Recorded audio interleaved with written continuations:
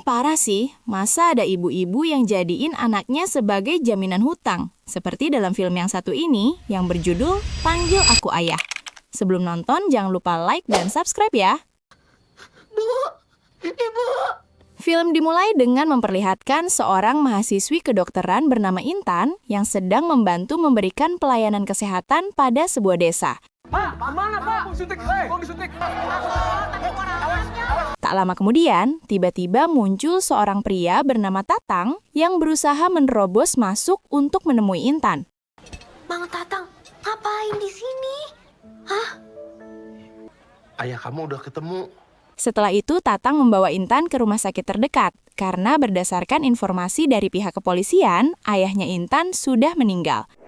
Nah, dari sini, kita kembali ke masa lalu Intan sewaktu dia masih kecil. Di pagi itu, Tatang sedang mengejar seseorang saat dia berada di pasar.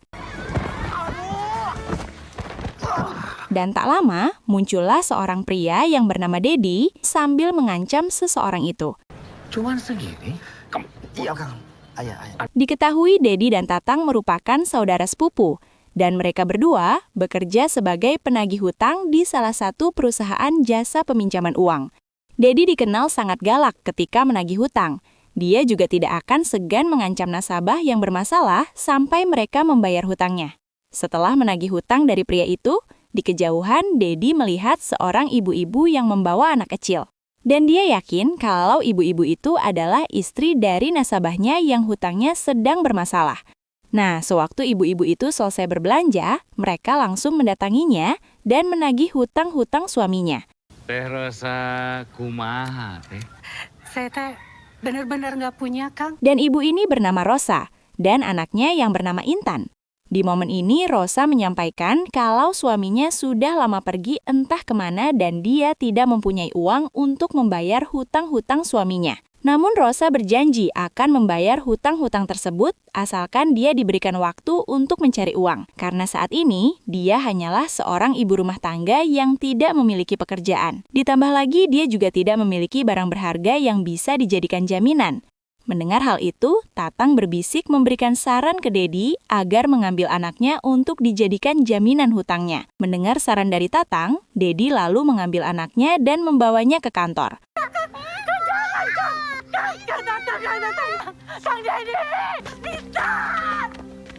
Ketika mereka sampai di kantor, di sini mereka justru dimarahi oleh bosnya. Sudah tidak berhasil menagih hutang, malah membawa anak kecil yang dijadikan jaminan. Kemarahan bos pun semakin menjadi ketika tangannya digigit oleh Intan. Ditambah lagi Intan yang terus menangis membuat satu ruangan itu menjadi pusing. Alhasil dia menyuruh Dedi untuk membawa Intan keluar dari kantor. Udah masuklah. Selang beberapa waktu mereka pergi, tiba-tiba Rosa datang dan menemui bos itu. Tapi ketika dia meminta anaknya dikembalikan, si bos justru dengan tegas menyatakan ke Rosa kalau anaknya dibawa oleh Dedi. Setelah itu, sang bos pun mengusir Rosa dari kantornya. Sementara itu, Dedi dan Tatang sudah sampai di rumah. Dedi mencoba berbaik hati ke Intan dengan memberikannya makanan. Tapi Intan justru menggigit tangannya Dedi, sehingga Dedi menjadi kesal dengan tingkah lakunya Intan. Kekesalannya pun semakin menjadi ketika Intan merengek ingin bertemu dengan ibunya. Dan akhirnya mereka pun mengurung Intan di dalam kamar.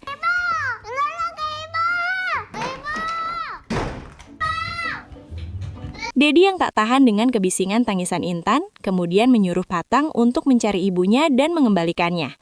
Teh Rosa lah suruh jemput anaknya sok. Beberapa jam kemudian, Dedi kembali mencoba memberi Intan makanan. Tapi lagi-lagi Intan menolak dan tetap terus-terusan merengek memanggil ibunya. Untuknya, beberapa lama kemudian, Rosa datang, yang mana akhirnya membuat Intan menjadi tenang.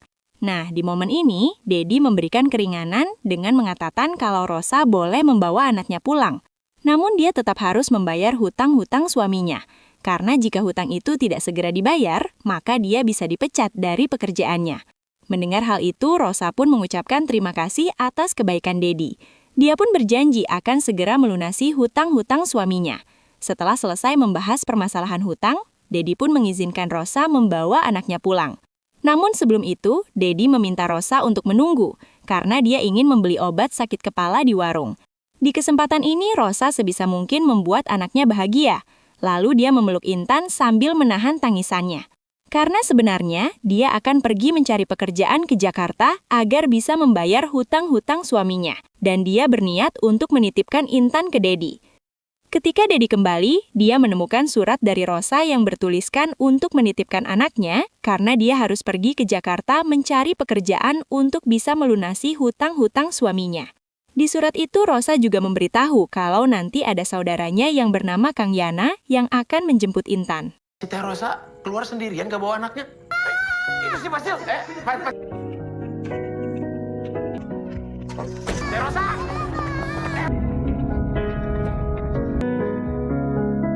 Dan dari sinilah awal mula Intan hidup bersama Dedi dan Tatang. Intan juga mendapatkan nama panggilan tersendiri, yaitu Pacil yang artinya kepala kecil.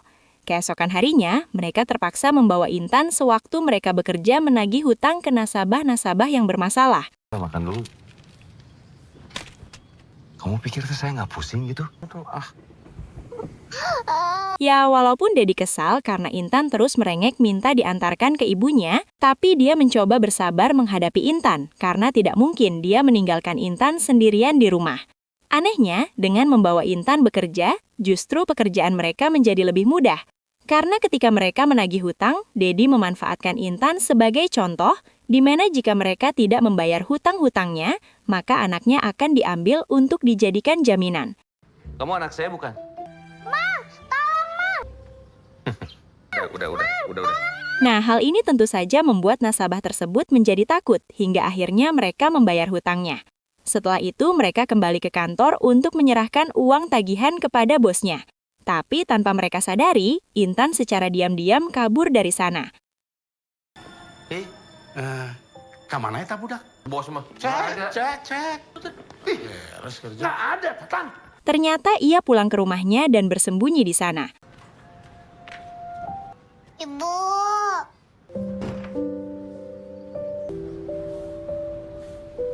Hilangnya Intan tentu saja membuat Dedi menjadi panik.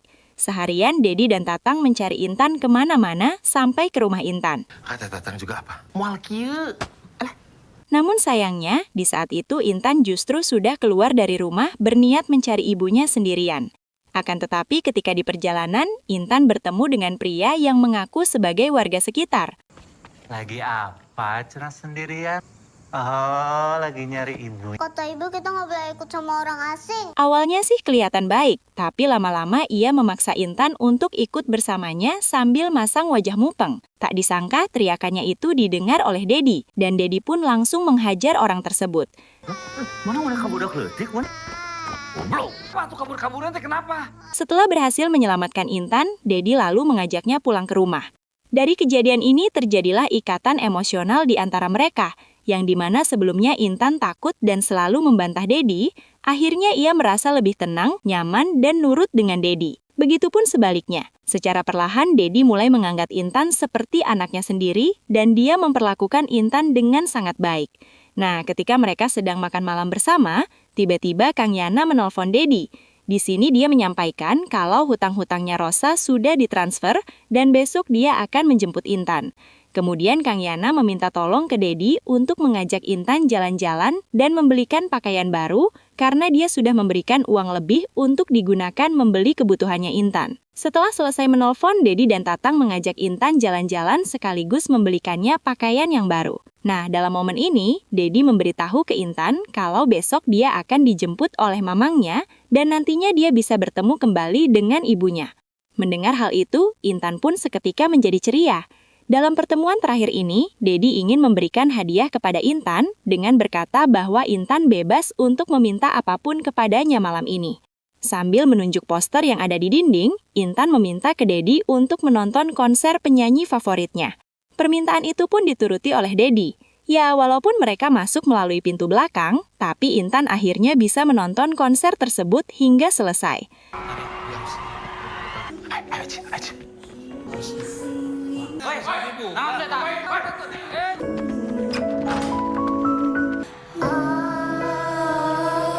Sesampainya mereka di rumah, Tatang mencoba mencairkan suasana dengan memberikan Intan kue sebagai tanda perpisahan mereka. Namun di sini Intan justru terlihat sedih, karena dia takut kalau pamannya itu orang jahat, dikarenakan dia belum pernah bertemu dengannya.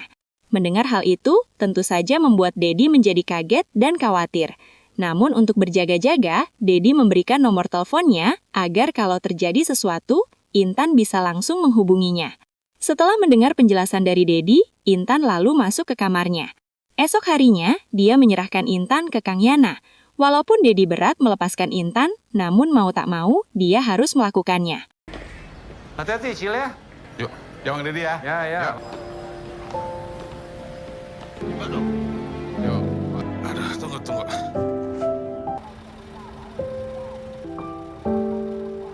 Setelah Intan diserahkan ke Kang Yana, firasat buruk pun mulai menghantui Dedi. Dia dibuat tak tenang dan memutuskan untuk menelpon Kang Yana demi memastikan keadaan Intan baik-baik saja.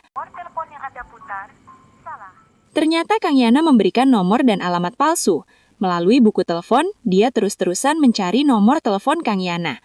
Saya Dedi mau cari Kang Yana, ya ibunya Rosa. Iya, maaf salah sambung. Kang Yana? Salah sambung. Untungnya, dia berhasil menemukan Kang Yana dari suaranya saat mengangkat telepon. Malam harinya, Dedi menemui Kang Yana yang dalam keadaan mabuk dan menanyakan keberadaan Intan. Kang Yana mengatakan kalau ia sudah menjual Intan, namun dia tidak kenal kepada siapa dia menjualnya. Setelah itu, dia langsung pergi mencari Intan bersama Tatang, namun tak berhasil menemukannya. Dedi yang hampir menyerah karena tak tahu harus mencari kemana lagi, tiba-tiba ternyata Intan dijual ke rumah lokalisasi dan dijadikan pembantu untuk bersih-basi di sana. Dalam telepon, Intan memberikan lokasinya dengan melihat poster-poster yang ada di sekitarnya. Setelah mengetahui lokasinya Intan, Dedi dan Tatang langsung pergi menjemput Intan.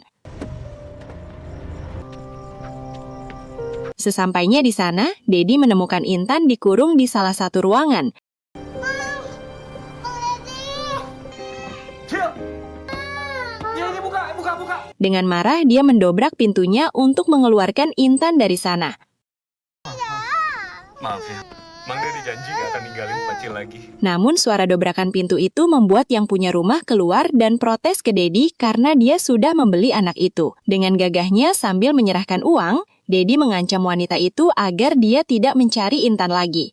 Kemudian mereka pun pulang.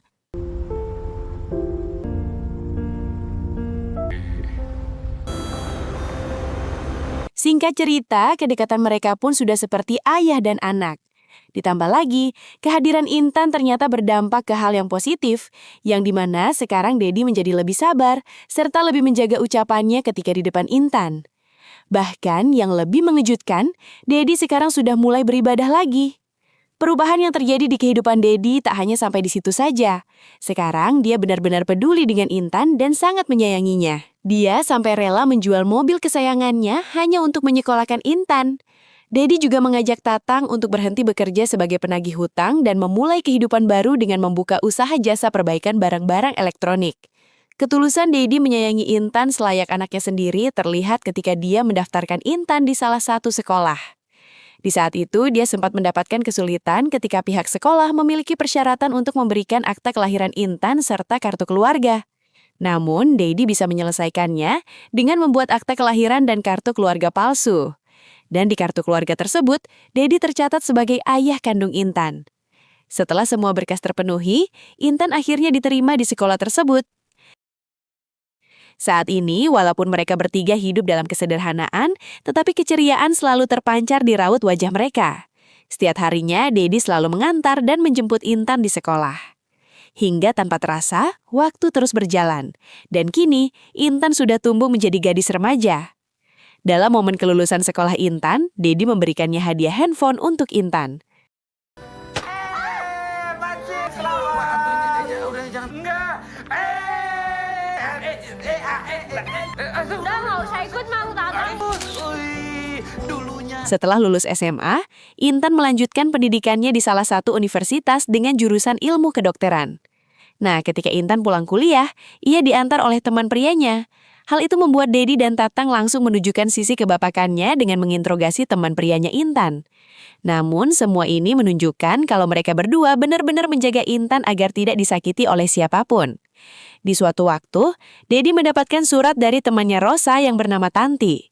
Di surat itu, Tanti memberitahu kalau saat ini dia sedang bersama Rosa dan keadaannya sedang sakit keras. Nah, dengan melihat kondisinya Rosa saat ini, Tanti pun meminta Dedi agar dia datang ke rumahnya sambil membawa Intan karena mereka sudah lama tidak bertemu.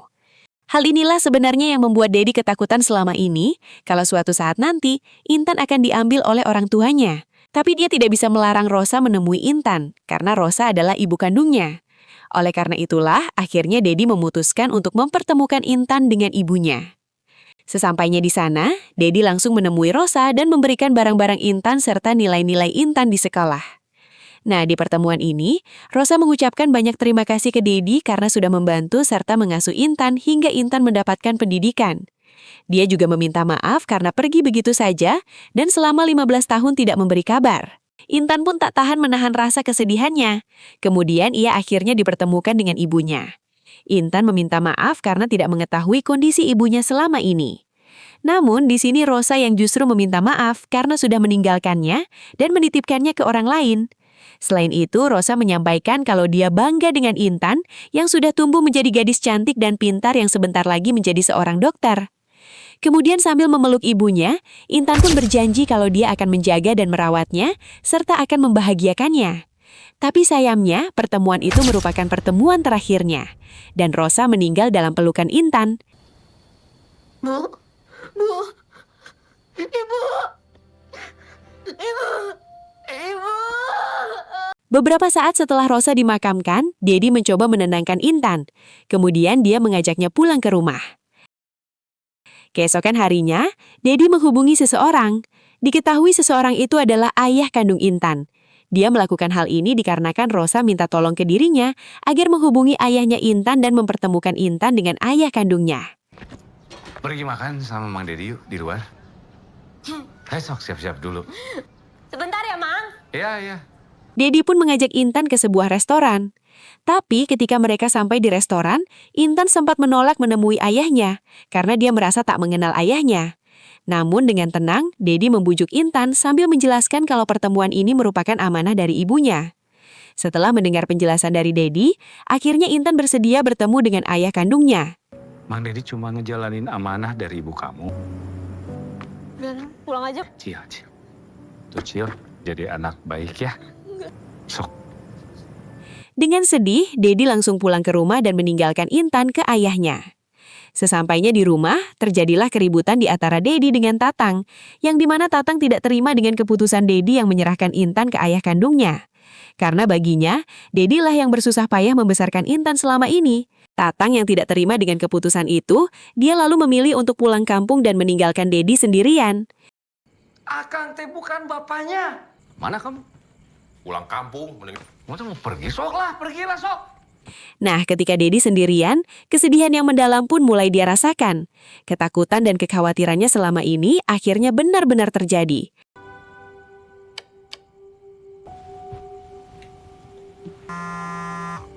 Tak lama kemudian, tiba-tiba Intan menelpon dan meminta untuk dijemput sambil mengatakan kalau orang yang ditemuinya bukanlah ayah kandungnya. Mendengar hal itu, Dedi pun mengerti kalau sebenarnya Intan membenci ayahnya karena sudah menelantarkan dia dan ibunya. Nah, momen haru pun terjadi yang dimana Intan terus memaksa Dedi untuk menjemputnya. Lalu tiba-tiba Intan memanggil Dedi dengan sebutan ayah. Mang Dedi, ayah Intan. Jemput Intan sekarang, ayah. Ayah jemput. Ya. Mendengar hal itu, seketika Dedi terharu karena untuk pertama kalinya dia dipanggil ayah oleh Intan. Tetapi ketika di perjalanan, Dedi mengalami kecelakaan.